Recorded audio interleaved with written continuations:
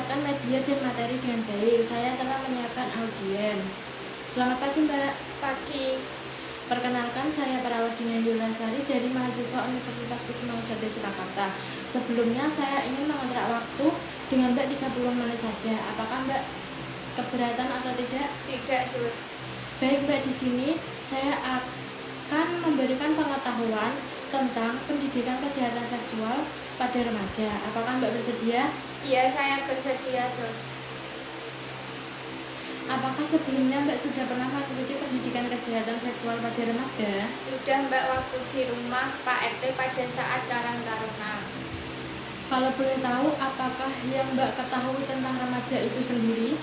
Remaja itu seseorang yang tumbuh menjadi dewasa. Iya, jawabannya sangat baik. Biasanya dikatakan remaja apabila seseorang sudah berumur berapa ya Mbak? Bisa menjawabnya?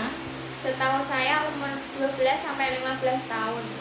Baik ya Mbak, itu seputar pertanyaan yang mendasar yang akan saya jelaskan kepada Mbak nanti. Tujuan khusus dari pendidikan kesehatan seksual pada remaja ini agar Mbak dapat mengetahui dan paham dengan apa sih kesehatan seksual itu dan mengapa sih kesehatan seksual remaja itu penting, dan masih banyak lagi akan saya jelaskan.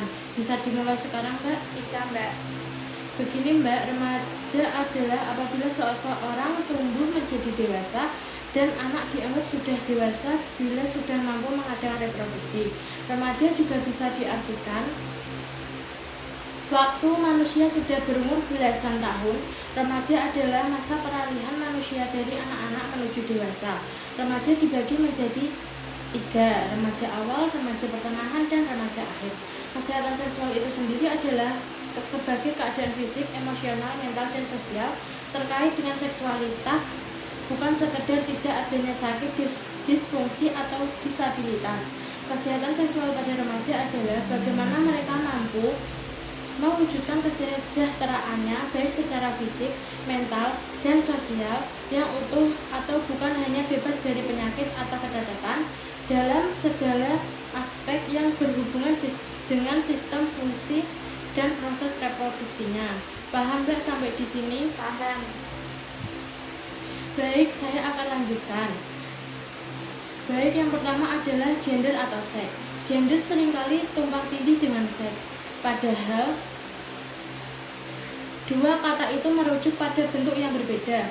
Gender itu sendiri perbedaan antara laki-laki dan perempuan, sedangkan seks itu merupakan pembagian dua jenis kelamin manusia yang ditentukan secara biologis. Gender sendiri adalah pembedaan peran, sifat, atribut, sikap, dan perilaku tumbuh dan berkembang dalam masyarakat, karena pada dasarnya perempuan dan laki-laki itu memang berbeda dari segala jenis padanya. Perempuan itu disosialisasikan untuk melihat perkawinan sebagai tujuan hidup dan sumber kebahagiaan. Namun kenyataannya sebagian dari perempuan mengalami kekerasan di dalam kehidupan perkawinannya. Persepsi yang selama ini diyakini dalam masyarakat bahwa kekerasan terhadap perempuan terjadi di lingkungan yang kurang berpendidikan. Namun kenyataannya di masyarakat banyak juga perempuan korban kekerasan dalam rumah tangga justru berpendidikan tinggi. Di dalam masyarakat, perubahan norma dan nilai juga mempengaruhi gender atau seks. Perempuan dan laki-laki dalam hal ini juga akan berbeda dalam berpakaian, ekonomi, dan yang lain. Seorang laki-laki harus bekerja keras demi kebutuhan keluarganya dibandingkan dengan seorang perempuan. Jika seorang perempuan bekerja, dia bekerja hanya pada masa remaja sampai dia sudah berumah tangga. Tetapi jika wanita itu ingin bekerja setelah menikah, itu juga tidak apa, asalkan diizinkan suaminya. Sampai di sini apakah ada yang ditanyakan? Sudah, Mbak. Sudah paham, Mbak? Sudah. Yang kedua adalah kesehatan reproduksi dan HIV, meliputi siklus seksualitas. Apakah selama ini Mbak pernah mengalami masalah pada menstruasi? Alhamdulillah lancar, Mbak, tidak ada masalah. Sedikit saya akan menjelaskan tentang informasi kehamilan dini, bahwa kehamilan pada remaja itu sangat rentan sekali dan dapat menimbulkan dampak yang sangat berbahaya. Salah satunya bisa menyebabkan kematian pada ibu dan gangguan tumbuh kembang pada bayi. Maka pada saat remaja inilah yang sangat mengkhawatirkan jika terjadi kehamilan sejak dini, apalagi sampai dilakukan aborsi, itu sangat berbahaya sekali. Yang ketiga, hak seksual dan hak asasi manusia. Hukum yang berkaitan dengan seksualitas adalah legalitas hubungan seks antara seorang pria dan wanita telah diatur sedemikian rupa di dalam hukum agama dan akomodasi dalam hukum positif di Republik Indonesia. Pasal 7 ayat 1 menyebutkan bahwa perkawinan hanya diizinkan jika pihak pria dan wanita sudah mencapai umur 19 tahun. Hubungan seksual yang dapat dipidana adalah hubungan seks yang dilakukan dengan anak belum berusia 18 tahun. Hubungan seks antara laki-laki dan perempuan yang salah satunya terikat dalam hubungan suatu perkawinan yang disebut dengan perzinahan.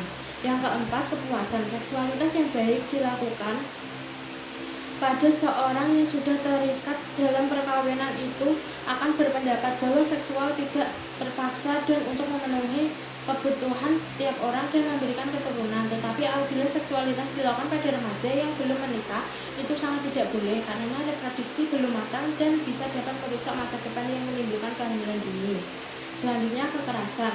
Kekerasan yang terjadi pada laki-laki dan perempuan pada saat inilah prestasi perempuan yang banyak terjadi mengalami korban kekerasan. Contohnya, kekerasan seksual pada remaja, pemerkosaan pada remaja itu sekarang banyak dilakukan oleh seorang laki-laki.